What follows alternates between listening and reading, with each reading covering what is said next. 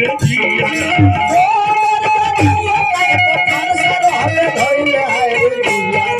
राजा लो भाग के लुकैले हाय रे जिया राजा लो भाग के लुकैले हाय रे जिया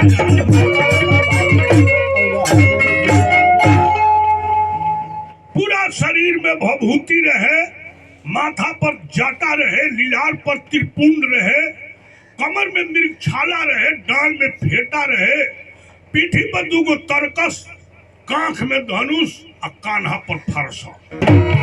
पूरी तरह बाबा जब सोमवार में प्रवेश कैले, जवन राजा सामने पर जासु बुझे जे वो सब यही बेरा ले बढ़ले बने। जेना बाज चिड़ई के देख के गौरैया चिड़ई सुपटे लगले, राजा लोग लागल सुपटे, एक जना के एक जना आड़ा लुकाए लगले। जे सामने पर जाऊ हाथ जोड़ के अपने बाबा के बाबूजी के नाम बता बता के पिता सहित कही कही निज नामा करण लगे सब दंड प्रणामा। बाबा हम फलनवा के बेटा हई गोड़ लगतनी बुझत रहे जे बाबा हमरे के ना चिन्हत हुई है तब मारिए दी है कजन हमरा बाबूजी के चिन्हत हुई है तो यू मरौत से छोड़ दी है तो कौ कुछ दिन और जी ले ना तो अब जिए लायक नहीं अभी कहू के छोड़ी है ना। ये 21 बेर छतरी लोग के कट कर बड़ा खिसिया हो बाबा हई। राजा जनक जी ले आके सीता जी के प्रणाम करोनी आशीर्वाद दिले। विश्वामित्र जी दोनों भाई के ले आके प्रणाम करके परिचय देनी कि राम लखन दशरथ के डोटा दीन है आशीष जान भली जोटा। राजा दशरथ जी के लड़का राम लक्ष्मण होलो, परशुराम जी रूप की थोड़े देर ले ताकते रह गए। तब पूछले कि राजा जनक तारे द्वार पर छतरी लोग के बिटोर काहे के भइल बा। राजा जनक जी बतलौले कि बाबा बड़ी संजोग से रहू आ गईनी, हम धनुष जग रोपले रही है, धनुष टूटल बा, विवाह होके जाता दुल्हा दुल्हन के आशीर्वाद दी। बाबा तो जानते रहे कि धनुष टूटल बा, लेकिन मटियावत रहे पूछले कहले कि कहू जरा जनक धनुष के ही तोड़ा अतिरिश बोले वचन कठोरा। बतलाओ कौन धनुष तुरले बा। देहु बिहार बिल गाय समाजा नहीं तो मारे जइहे सब राजा। धनुष तुरे वाला में बैठल होके लोक में होके तो ओकरे के एगो कगरी करलो जी अकेले ओकरे के काटी।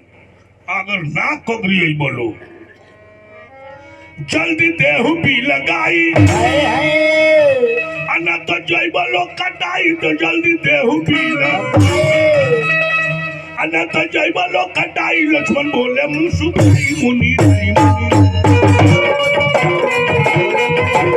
बोले मुसुकाई मुनि नहीं मुनि नहीं लक्ष्मण बोले मुसुकाई मुनि नहीं मुनि नहीं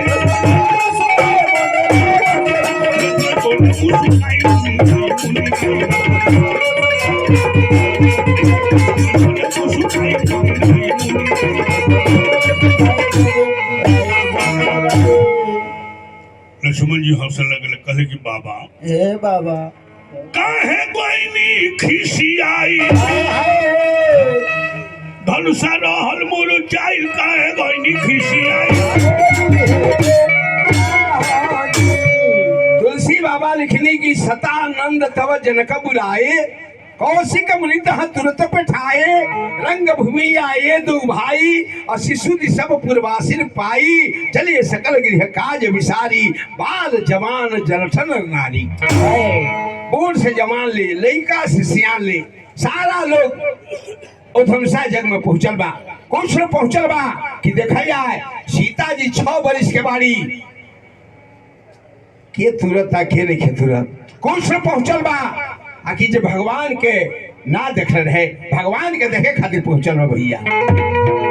राजा जनक जी के जो प्रतिज्ञा रहे उसना देख गए कि बोले बंदी बचन वाला सुनहु सकल महिपाल पन विदेह कर कहीं हम भुजा उठाई विशाल। धनुषा रखल बा आज ये धनुषा के तोड़ दी ओकरा से सीता जी के विवाह कर दिया जाए। ए भैया अब तबीर में खलबली मचल कि दादा हमरा से पहले कहीं होगा मंसूर देश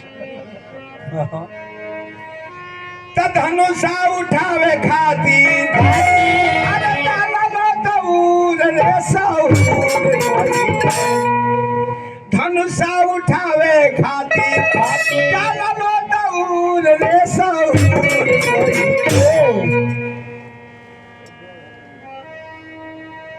ताके टुकुर टुकुर रे सौर